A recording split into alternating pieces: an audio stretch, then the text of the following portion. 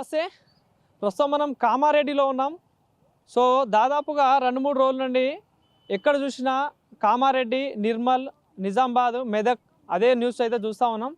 So మరి 2-3 రోజుల నుండి కురిసిన వర్షానికి ఒక విధ్వంసం అయితే జరిగింది అనుకోవచ్చు. ఆ విధ్వంసం ఏంటంటే వెనకాల చూసుకోవచ్చు. ఆ వర్షానికి ఎట్లా దాదాపుగా ఎంతో గట్టిగా కట్టే రోడ్డు కూడా ఊడిపోయిన పరిస్థితి. సో మరి ఆ రోజు ఏం జరిగింది, ఆ వరద ఎక్కడి నుండి వచ్చింది, ఎట్లా జరిగింది అని కూడా ఒకసారి తెలుసుకునే ప్రయత్నం చేద్దాం.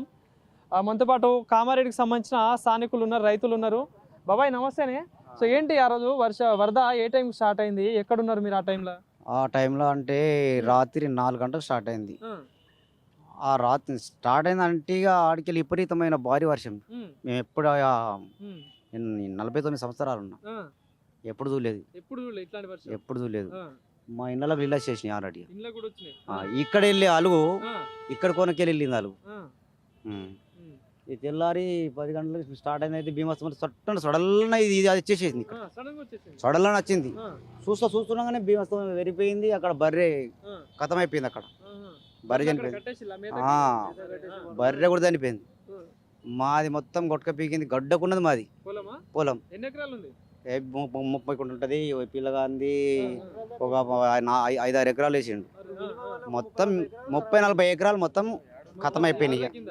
మొత్తం నేలమట్టం అయిపోయింది. నాటేసిన పొలాలు నేలమట్టం అయిపోయినాయి. మేము ఇక ఎటుగాని స్థితిలో ఉన్నాము. ఇక ప్రభుత్వం నార్మల్గా మీరు ఇట్లాంటి పరిస్థితి ఎప్పుడైనా చూసి అంటే కామారెడ్డి చూడలేదు. ఇటువంటి స్థితిలో మేము చూడలేదు, ఎన్నడూ చూడలేదు. మా తాతలు కూడా చూడలేదట.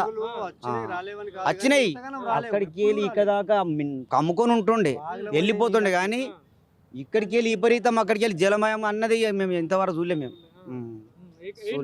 నువ్వు పొలంలో ఉన్నావా, ఇంటికానే ఉన్నావా? ఇంటికానే ఉన్నాను. పొలంలో ఉంటే కట్టుకోపోతుండే.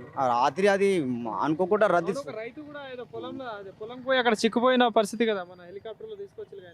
అది ఇక్కడ కాదు, అది ఇక్కడ కాదు. మా తోట జరగాలి, అంతప్పుడు జరగలేదు.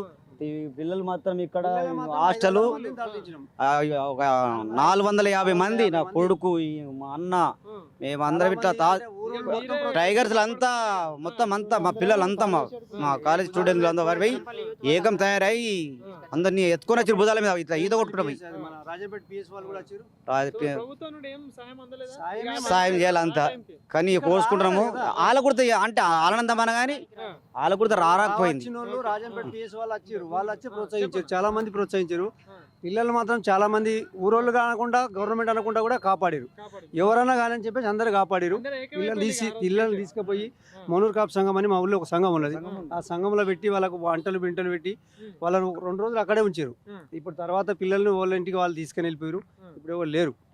ఇప్పటిదాకా అయితే మాకు ఇట్లాంటిది ఎప్పుడూ జరగలేదు, చూడలేదు. ఏంది బాబా అంటే నార్మల్ గా ఈ రోడ్ వేసేటప్పుడు ఎంత స్టాండర్డ్ గా వేస్తారని మీకు తెలుసు, చూసే ఉంటారు. అంటే చూస్తే దాదాపు 1 మీటర్ లోతు మట్టి కూరుకుపోయింది. ఎక్కువ ఉంటది. ఇది ఒక 4 గజాలు, 4 మీటర్లు, 5 మీటర్లు లోతు ఉంటది. ఇప్పటిదాకా ఇట్లా కాలేదు. డివైడర్ మీద నీళ్లు పోయినాయి. డివైడర్ ఉన్నది 4 ఫీట్లు, దాని మీద 2 ఫీట్ల నీళ్ళు పోయినాయి, 6 ఫీట్ల నీళ్ళు పోయినాయి. అటువంటిప్పుడు ఈ రోడ్ లేచిపోకపోతే ఏం చేయలేదు, రోడ్ ఏం చేయలేదు. కానీ ఇటువంటి బీభత్సం అయితే ఇప్పటిదాకా నేను చూడలేదు. నేను చాలా చూసుకుంటూ వచ్చినా కానీ ఇప్పటిదాకా చూడలేదు. ఇది 75% ఇది నష్టమే, ఇలా ఏమీ లేదు.